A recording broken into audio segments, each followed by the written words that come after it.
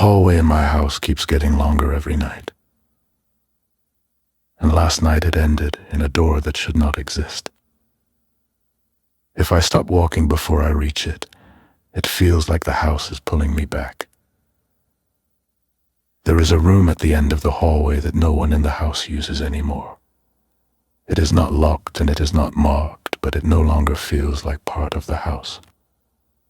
During the day, the hallway appears normal and familiar, but at night it feels stretched, as if the space itself is slowly pulling away from me.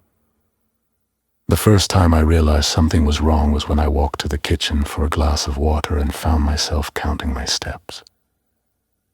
There were more steps than I remembered.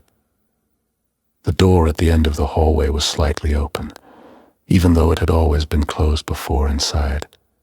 The room was completely empty. There was no furniture, no windows, and nothing on the walls, only dust and a faint smell of old air. I stood there longer than I should have, unable to explain why it was so difficult to look away from it. The next night the hallway was longer again, and the door was open wider. I did not go inside, but each night after that the distance continued to grow.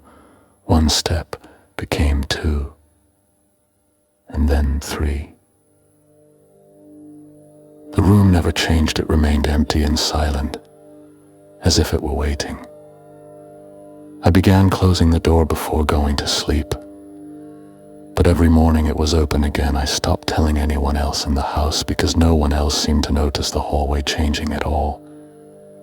One night I stood in the middle of the corridor and listened. The house was silent in a way that felt unnatural, and I realized I could not hear my own breathing.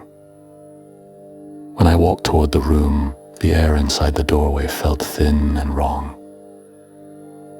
That was when I understood the room was not appearing. It had always been there. I simply had not been able to see it before. The room was not part of the house, it was the end of it. And every night, as the hallway grows longer, it is not the room that is coming closer to me. It is me.